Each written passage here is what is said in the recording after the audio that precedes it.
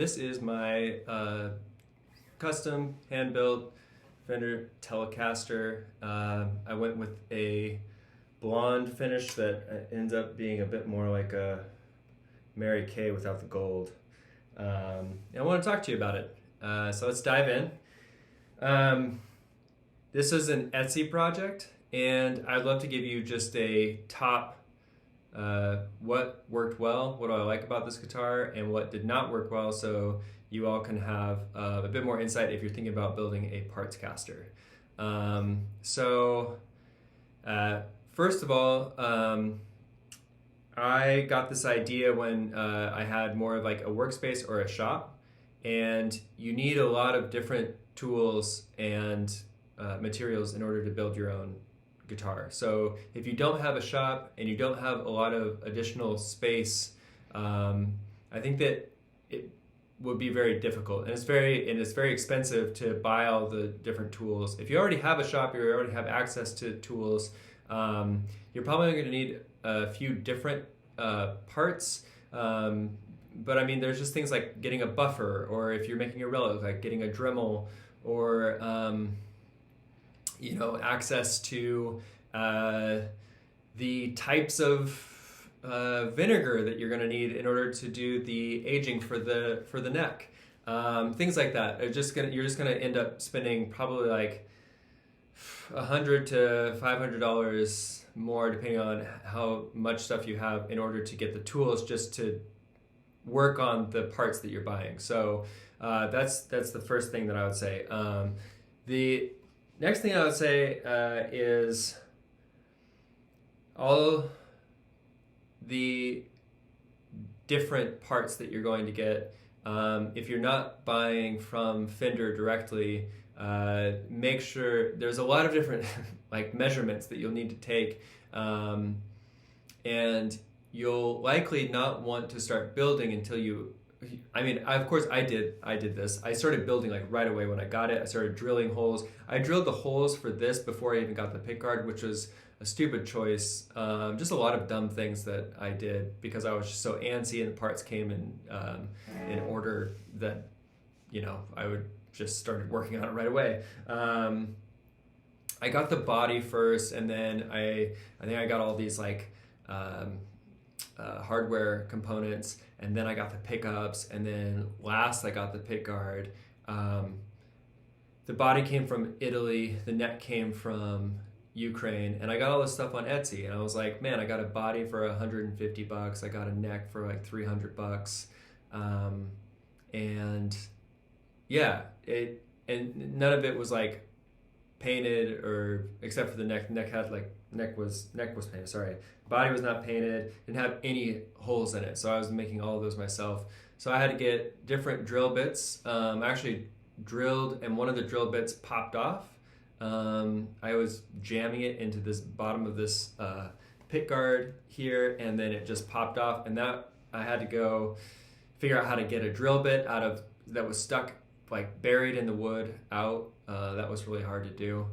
And you can mess up the body beyond repair if you screw up on drilling, because if you think about, like, you need to have all these 4 holes in the right spot, and if you're like a millimeter over and then you have to move, you might end up creating like a screw hole that the screw doesn't go in, and then you're just kind of screwed unless you use some like wood filler. I had to do that too. So there's just a lot of things that can go wrong if you're not like doing this in a prepared way. So I would recommend 100% getting a pre-drilled body, and checking the weight. I didn't think about that, and I got a piece of ash. It didn't have the weight on it. This guitar body came, and it weighs, this body alone, just this wood piece without any electronics in it, weighed 7.2 pounds. That is the heaviest body. That's usually the weight of an entire guitar with all the components added to it. So this guitar weighs more than my Gibson Les Paul. It's just one of the reasons that I bored holes to empty out some of this wood. And what happened was, this is northern ash, not swamp ash. And northern ash does not grow in the water, so it's not as porous, and therefore it is super heavy and dense and not very resonant. Like if I turn the sound all the way down, body doesn't even really vibrate that much.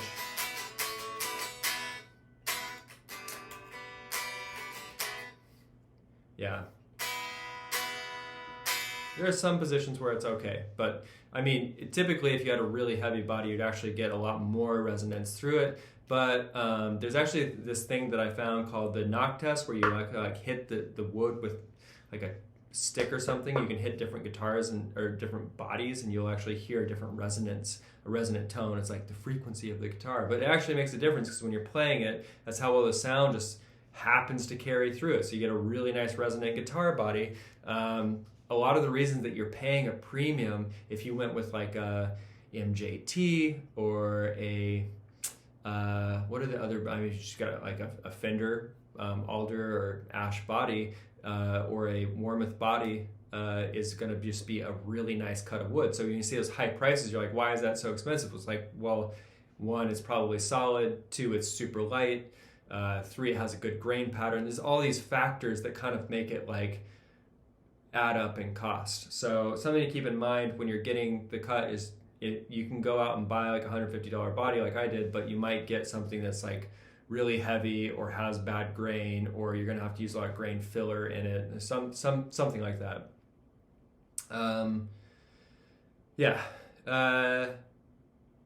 So I painted this outside.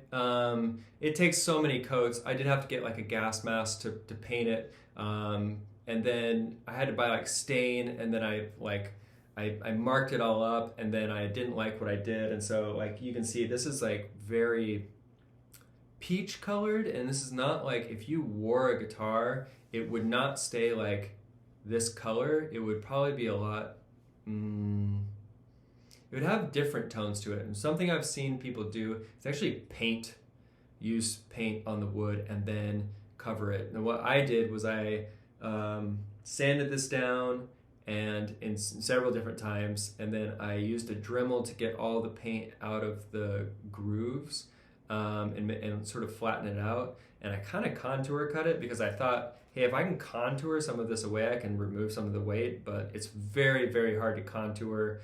I bought files and tried to file this down, and like it's very difficult to be even, and then the grooves of the wood become like waves. So I mean, I don't recommend trying that. I think you have to use a CNC to get a really good cut. So don't recommend that. You can actually see here on the back, I did a contour cut, and you can see the waves, like literally see them coming through the paint. The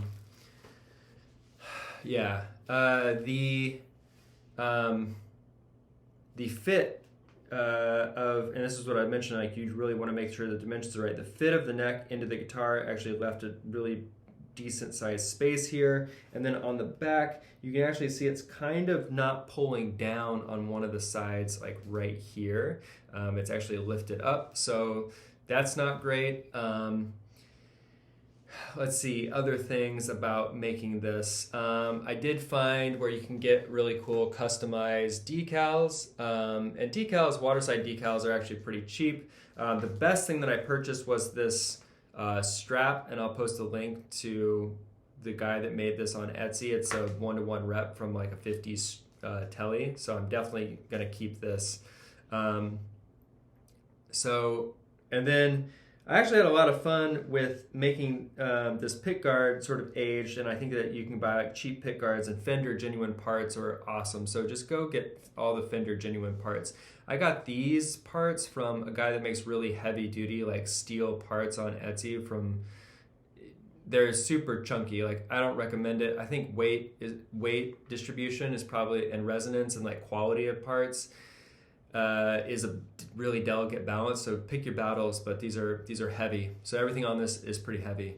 The last thing I'll say, and then like getting this neck, there are a couple things that happen. One is ordering stuff on Etsy. These in the picture were pearls, pearl inlays, and here they're just, I think they're plastic. they're either plastic or they're a wood filler. They're not clay, and they look pretty cheap. Yeah, to get the, oops, let's make sure I'm still recording. Yeah, okay. To get the, I had to buy a lot of different sandpaper. You want 60 to 320 for like the rough to fine, semi-fine finish. 320 is going to be your semi-fine. And then I also got 1,000 to 3,000. Actually, I have up to 7,000. And that's just going to be like almost to that polish level where you don't feel anything. I use that all the way up the neck, and actually really like how this turned out. This was a process of using that 60 grit, or I think I used 60 grit, and just like filing this down till it literally becomes white. It's like a white wood. And then I use stain on it. There's a Stumac stain that you can get. It's like a different colored stain. I don't recommend the darkest one because it's really dark, but and it seeped into the, as you can see, like it actually seeped in to the flame maple flame marks and created this really dark accent, and then everything else stayed pretty light. What I did use was this technique to get this neck finish. Two things that you can do here. One is hold your hand in the pattern of where you're playing so you can kind of see where that goes. And I think the ones that look really fake are the ones that don't look like where you put your hand, generally speaking. Like they go all the way up to here. It's like, who's playing with their hand up at the stock? That's insane. I think Nash guitars do that really often. I'm like, I would never do that. So there's that. Then I used tea bags, so it's like just black tea. Use chamomile, use whatever you want. And then the tannins of the tea mix with, you put steel wool into white vinegar, and you just let it sit, and then it creates, or vinegar, and vinegar eats away, creates a rust. And the rust and the tannins create this sort of like really grayish tone. Now it looks pretty good. It does not look vintage. It does not, I don't imagine that like I played this guitar so much that it wore off, and you won't see wear patterns that really look like that from this method. So, but it does create a cool aesthetic. It does not work so well, I believe, on the fretboard. Again, I'd be really cautious with this stain. So I should have used a Dremel here, but I actually bought a set of like woodworking chisels, and I was like, these small chisels, I was trying to like, because I thought I would like ding up the guitar with them, and then I was also using them to like route out little spaces here so it looked like nicks. But honestly, it took a lot of the wood away, and it doesn't play bad. Like,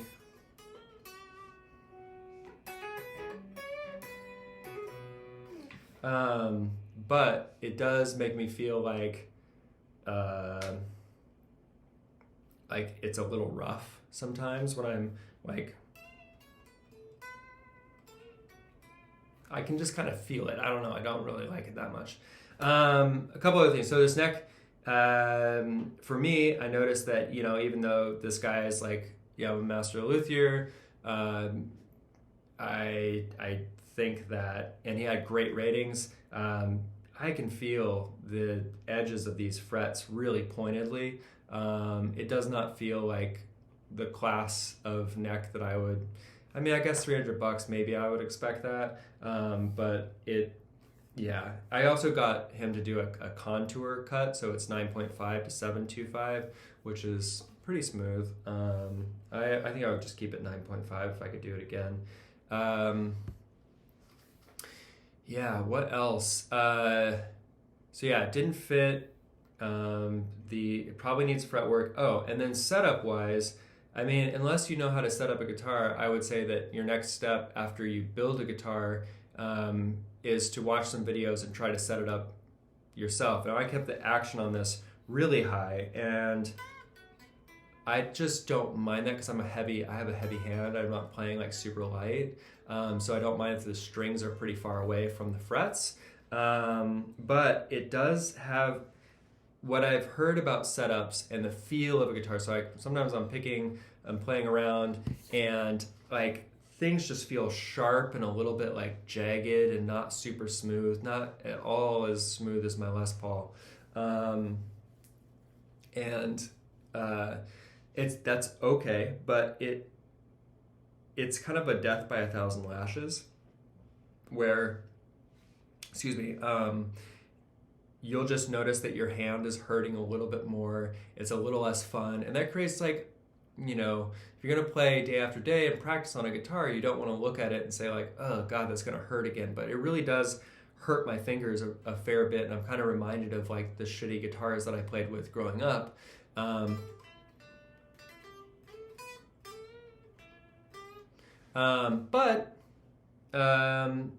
Then if you set up the guitar and you find the right action, so you don't get any fret buzz, and it's nice and easy to sort of move around, and everything falls into place, then I think that you'll, that's kind of the most challenging part here, because you have a lot of different moving parts that might not all fit together perfectly. So, definitely.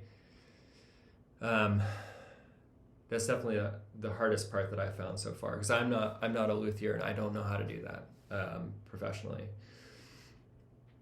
So, but all of this is an experiment. It's really fun to work in your shop. It's really fun to try things out. To create something that's like customized and looks like you.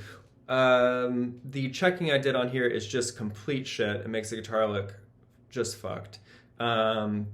I wouldn't recommend checking with a razor blade, which is what I did. I've seen people check guitars with aerosol turned upside down and heat. I was not able to get it to check, and I don't think I put on enough nitro coat, so it actually looks more like a satin finish than a gloss finish. I do love checking, and I was really hoping to get some, but in my case, I just made it look pretty shit by doing it myself and then filling it in with beeswax. Like, I coated everything and then used linseed oil to like semi-finish so that it feels a bit smoother. But man, it just made these really dark and heavy, and it looks ugly. Same with the bullet holes. I just filled these in. I did a 3/8 millimeter drill, and then I put button tops in it. I mean, you could say it's steampunk, but it's really just shit. When you drill, you need a drill that goes straight down. It needs to have a light and a level so that you can make these straight. I do not have one. So when I drilled these, they are not level, and they're overlapping, and they look terrible. And that's okay. I guess you can see that these are copper, so they're really cheap. And but does it work? Yeah, it works. I also used ferric chloride. Now, ferric chloride did some really cool things and some really meh things. First off, it made the as you can see, the Phillips screw heads did become kind of a muted rust color. Same with like the spot. You can see the spot on the where the tone knobs are on that control plate, I think it's called. It definitely got a bit muted. What you have to do with ferric chloride is actually sand the parts. So I have to like sand this guy and get like a lot of the coating off, and then you can use ferric chloride, and you can actually just rub it on. But the downside is, if you rub it on, you get it on the paint, it's very yellowing, and it does not stay, so that yellow will come off. It can make a guitar look like a little bit aged, but it's almost like a nuclear yellow, where it's like kind of bright, and it looks more like it's stained. But you know how things yellow with age and they get a patina? Like, it could add that effect. I'm just not sure exactly how to get it to stay. But ferric chloride is pretty corrosive. And if you get it on the strings, like, I noticed that my strings felt like they're getting rusted, so not cool. I'll just change the strings out. And it really did brass these to a strange pink color on the top. But I really like the effect, and I think that if you took all these components, the steel components, before you put them in the guitar, sand them down, just use some sandpaper and really like scrub them off, throw them in the ferric chloride for like 2 minutes, and then set them out to just dry till you feel like it's done. I left it on these screw tops, and this is how they turned out. But you know, the brass was a lot easier to corrode. Last, let's talk about tone. So I'll show you the tone for the neck.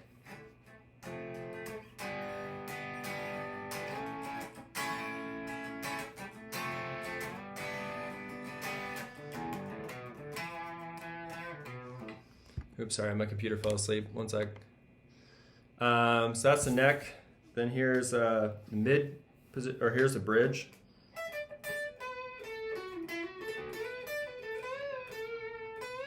I don't have any effects on this, so.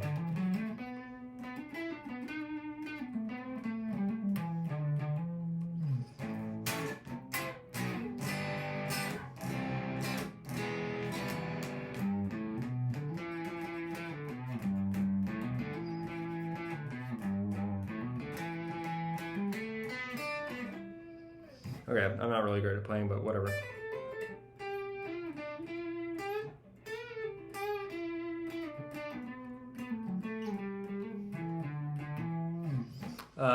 And then here's mid.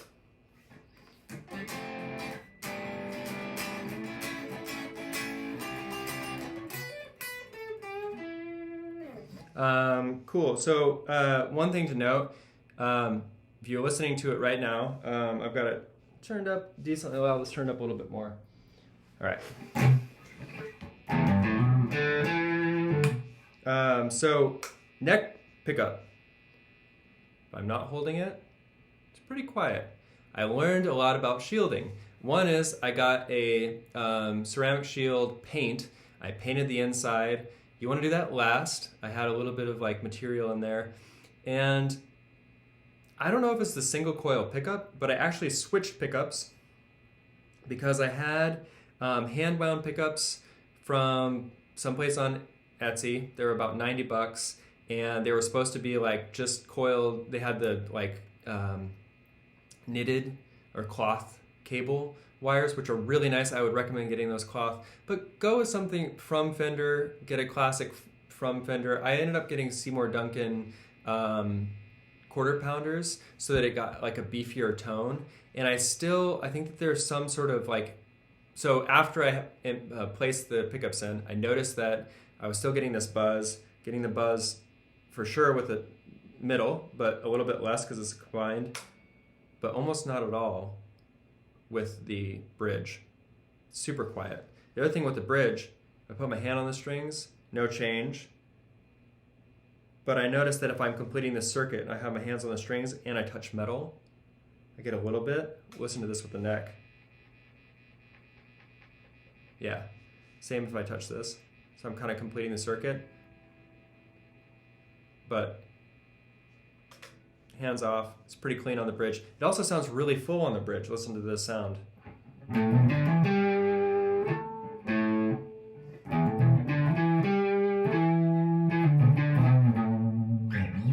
But listen to it on the neck.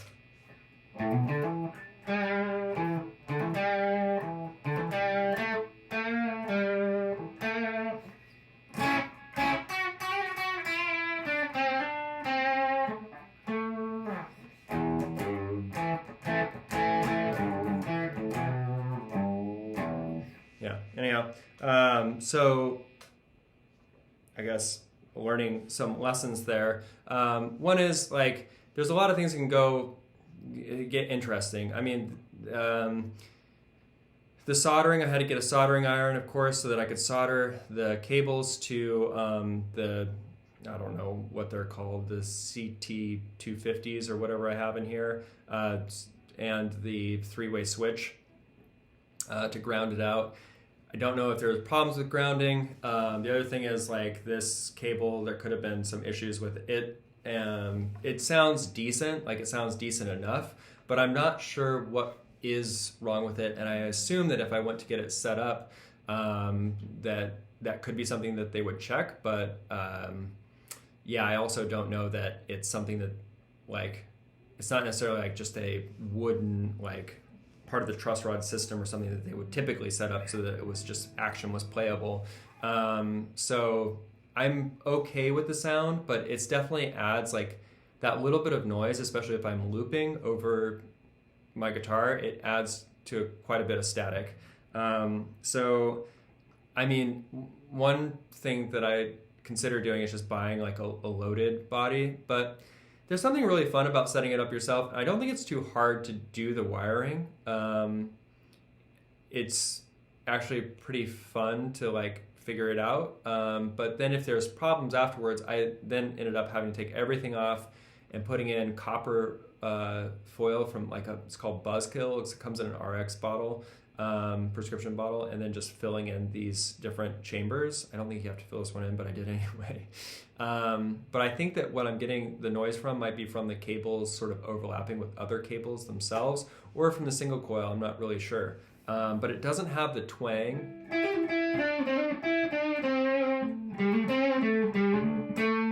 that I would expect from like a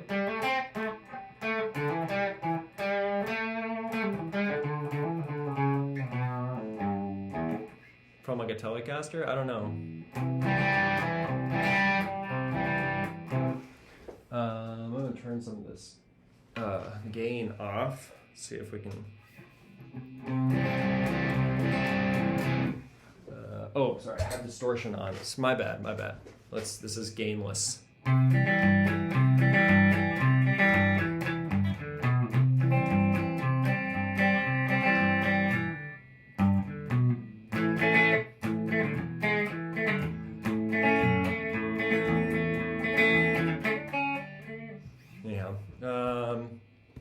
Again, playing only a hobby.